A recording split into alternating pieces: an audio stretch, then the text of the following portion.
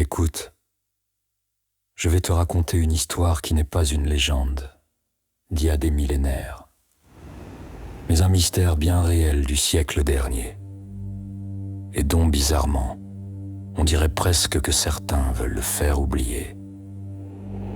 Dans les années 1920-1930, en Floride, un homme nommé Edward Leedskalnin a construit seul, de ses propres mains, un lieu que l'on appelle aujourd'hui le Coral Castle.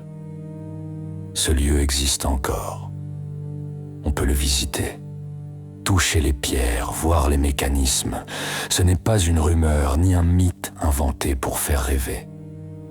C'est une réalité. Leedskalnin déplaçait d'énormes blocs de corail, pas de simples morceaux légers, non. Des blocs de 10, 15, parfois 20 tonnes, sans machine, sans grue, sans aucun outil visible. Des témoins, surtout des enfants du voisinage, racontaient qu'ils avaient vu ces pierres flotter dans l'air, glisser silencieusement, comme si la gravité n'existait plus autour d'elles. Et ce n'est pas tout, les pierres du Coral Castle semblent taillées comme celles des pyramides d'Égypte, parfaitement lisses, ajustées au millimètre, sans la moindre trace d'outils modernes, comme si la matière avait été travaillée de l'intérieur, comme si elle avait été ramollie, modélée ou sculptée par une force invisible.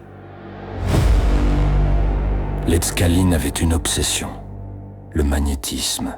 Il construisait ses propres bobines, ses propres aimants. Il expérimentait sans cesse avec l'électricité, le courant terrestre, les pôles, les charges invisibles. Il disait que tout dans l'univers n'est que polarité, attraction et répulsion, comme des lignes de force que seuls les anciens savaient manipuler. Il parlait aussi des vibrations, des résonances d'un son précis, un son qui, selon lui, pouvait modifier la matière et annuler le poids d'un objet. Certains affirment qu'il utilisait un diapason modifié, d'autres disent qu'il connaissait une fréquence capable de neutraliser la gravité. Rien n'a jamais été prouvé, mais rien n'a jamais été expliqué non plus. Et comme les anciens bâtisseurs de dolmens, de menhirs ou de pyramides, Leedskalnin était fasciné par les étoiles, les constellations, les alignements célestes. Beaucoup de ses constructions sont orientées sur les mouvements du Soleil, de la Lune et des planètes, comme si son château était une machine cosmique. C'est là que le lien devient troublant. Les dolmens d'Europe ont été bâtis avec des pierres transportées à des kilomètres de distance, parfois depuis des carrières impossibles, et personne encore aujourd'hui ne peut expliquer comment. Les pyramides d'Égypte sont faites de blocs immenses, transportés et assemblés sans la technologie moderne. Certains inventent des théories, mais aucune ne tient vraiment debout. Alors certains pensent que les anciens connaissaient le même secret que Leedskalnin, un secret basé sur le magnétisme, le son, la vibration.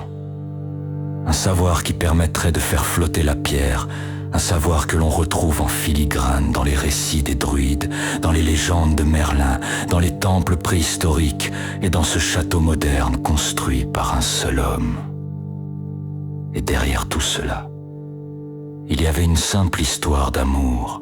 Edward Leedskalnin avait entrepris ce prodige pour reconquérir la femme qu'il aimait.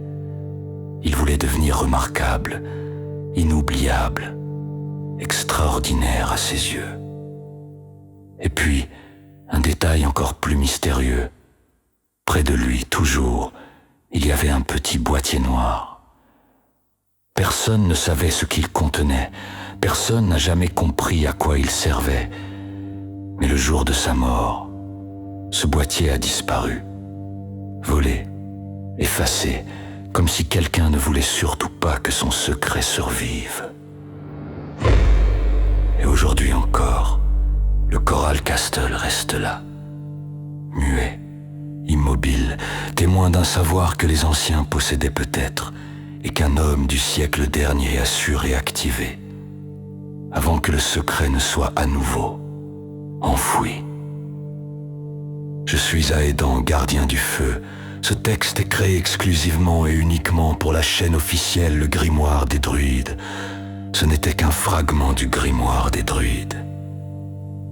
Il s'ouvrira encore.